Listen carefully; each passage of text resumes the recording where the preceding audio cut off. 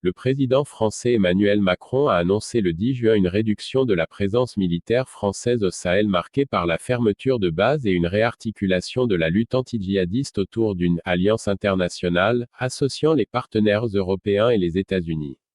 Quels sont les impacts dans un pays comme le Niger pris dans l'œil du cyclone par les deux djihadismes avec un front dans la région des trois frontières proches du Mali et du Burkina Faso et l'autre au sud, avec Boko Haram qui sévit depuis le Nigeria.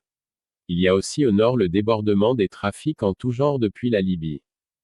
Le pays a également payé un lourd tribut avec plus de 700 militaires nigériens tués en 8 ans. Pour autant, le pays est loin d'avoir basculé. Premièrement, sur le plan politique, le Niger a consolidé ses acquis démocratiques. Pour la première fois depuis l'indépendance, deux dirigeants se sont succédés lors d'une transition jugée historique. Mohamed Bazoum, ancien professeur de philosophie, a succédé à Mahamadou Issoufou, qui a accompli 2 mandats de 5 ans. Deuxièmement, sur le plan de la stratégie pour contrer les groupes terroristes, le Niger a choisi une voie assez singulière en proposant non pas un dialogue avec les djihadistes, mais une sorte d'amnistie aux anciens combattants, en particulier ceux de Boko Haram, qui seraient passés par un centre de déradicalisation. Dans un entretien à France 24 et RFI, Mohamed Bazoum avait anticipé le retrait de la France, qualifiant d'échec relatif la lutte contre le djihadisme dans son pays. Nous aurions souhaité, dans le cadre de la coopération avec l'armée française, avoir de meilleurs résultats que nous n'en avons. Cet échec relatif, c'est notre échec à tous, l'échec de l'ensemble de la coalition, a expliqué Mohamed Bazoum. Le président nigérien avait alors assuré qu'il ne ressentirait pas cela comme un abandon de la part des Français. Ce qui nous importe, nous, c'est une certaine présence des forces aériennes françaises, qui, de mon point de vue, sera garantie, quels que soient les effectifs français qui seront présents, a-t-il ajouté. Qu'en pense-t-on à Niamey? Nous avons recueilli quelques réactions de Nigériens à l'approche de la fin de l'opération Barkhane. Abdou, attendre que nos armées montent en puissance.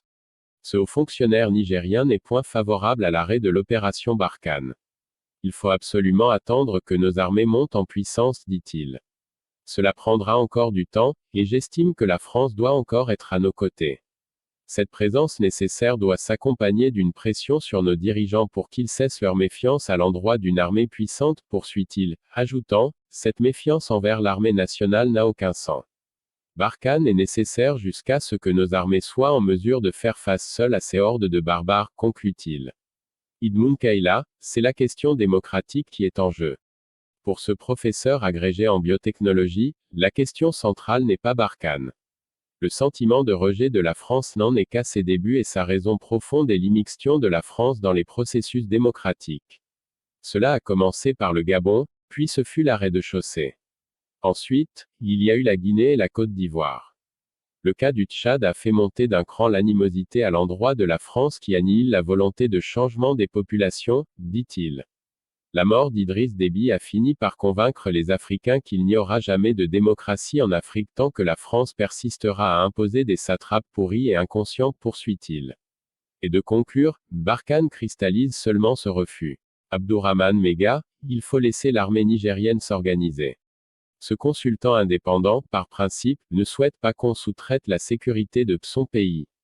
Nous avons une armée qui a rempli cette fonction pendant plus de 60 ans.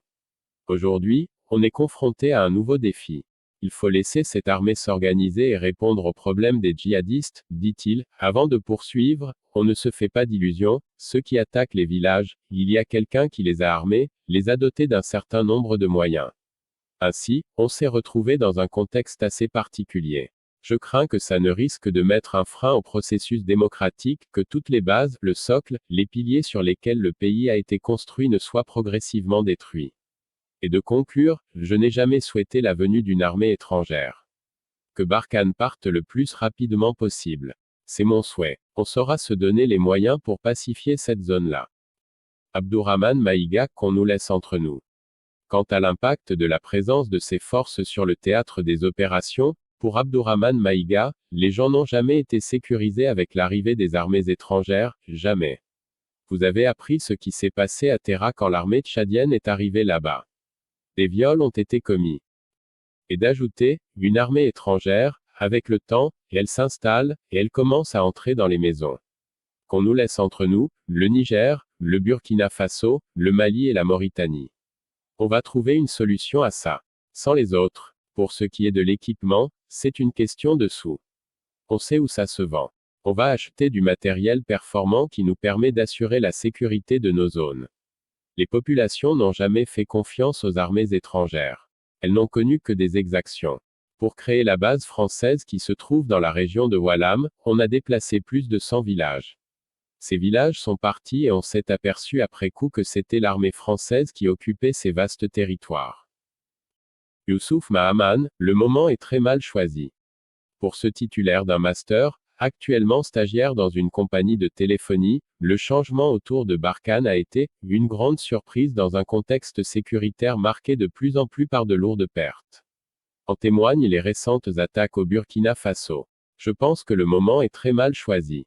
En ce sens que la France, qui est un allié militaire historique avec lequel nous avons des accords de défense, ne peut pas aujourd'hui, sans qu'il y ait une stabilisation profonde de la région, retirer ses troupes, poursuit-il.